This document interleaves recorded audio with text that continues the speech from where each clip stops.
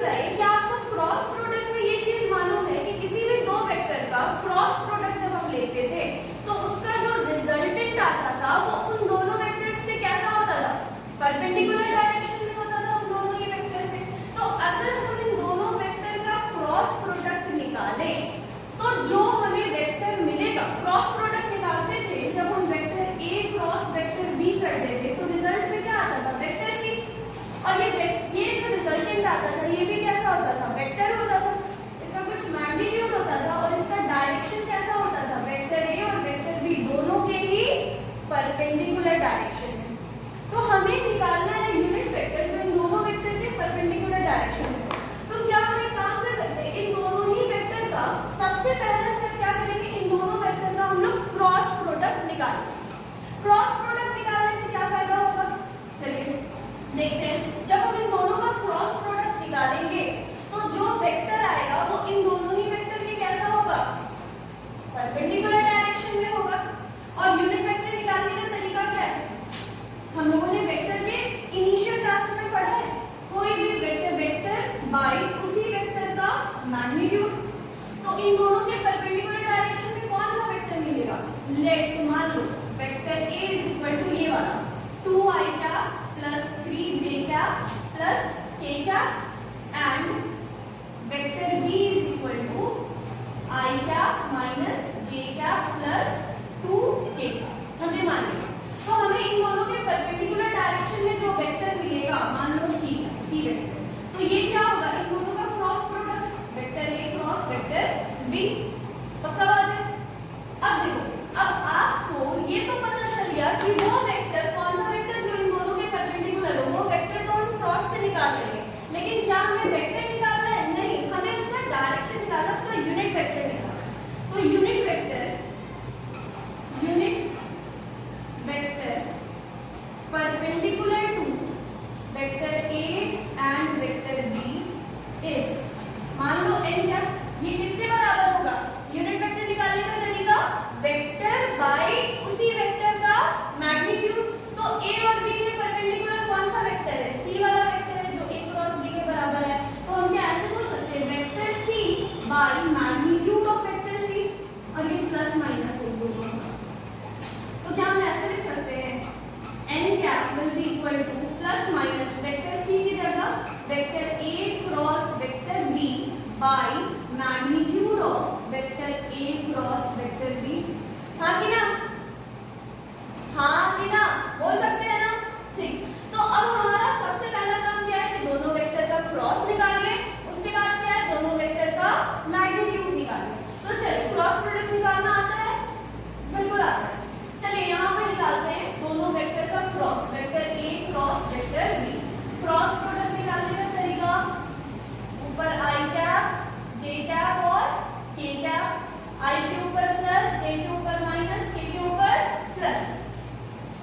a cross b, तो a में i के साथ कितना है? 2, j के साथ 3 और k के साथ 1। तो यहाँ क्या लिखेंगे? 2, i के नीचे 2, i के नीचे क्या लिखेंगे? 2, j के साथ 3 और k के साथ 1। तो ये हो गया 2, 3 और 1। और b में क्या लिखेंगे? i के साथ 1, j के साथ -1 और k के साथ 2।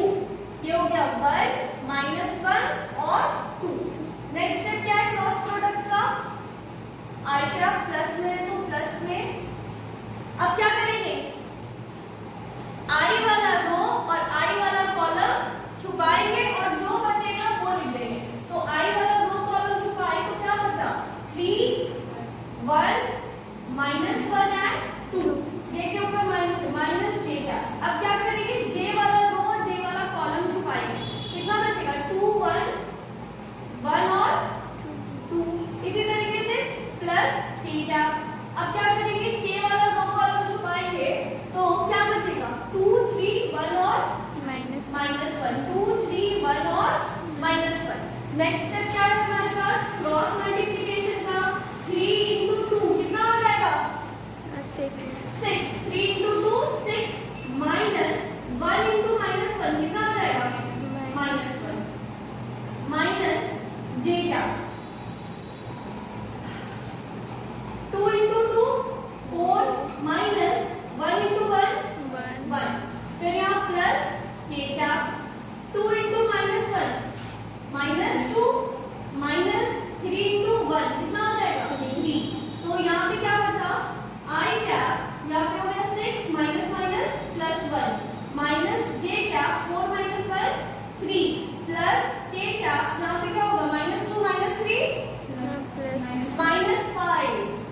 minus 5 तो क्या हम इसको ऐसे लिख सकते हैं 7i cap minus 3j cap minus 5k cap हाँ कि ना लिख सकते हैं हाँ। क्या निकला a क्रॉस b निकला और ये वो वेक्टर होगा जो a के भी परपेंडिकुलर होगा और b के भी परपेंडिकुलर होगा क्योंकि क्रॉस प्रोडक्ट वही देता है जो दोनों के परपेंडिकुलर हो तो a क्रॉस b तो हमने निकाल लिया हमें ये फाइंड आउट करना है और अब क्या निकालना है हमें a क्रॉस b का मैग्नीट्यूड तो क्या मैग्नीट्यूड का फॉर्मूला अपने पास है बिल्कुल है क्या है रूट अंडर i के साथ वाले का स्क्वायर तो i के साथ 7 है ना हाँ कि ना 7 तो 7 का स्क्वायर प्लस j के साथ वाले का स्क्वायर j के साथ क्या है माइनस 3 का स्क्वायर प्लस k के साथ वाले का स्क्वायर k के साथ क्या है माइनस 5 का स्क्वायर तो ये कितना हो जाएगा रूट अंडर 7 का स्क्वायर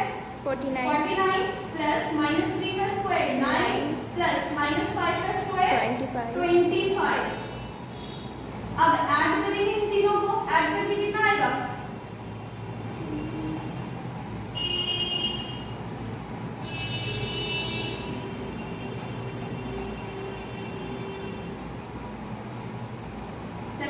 आएगा आई थिंक 83 आएगा ना 80 हाँ 83 आएगा रूट अंडर 83 जब इन तीनों को जोड़ेंगे तो ये आएगा रूट अंडर 83 तो अब देखो क्रॉस भी निकल गया और दोनों का मैग्नीट्यूड भी निकल गया हमें ये डायरेक्शन निकालना था यूनिट वेक्टर निकालना था तो यूनिट वेक्टर का फॉर्मूला क्या है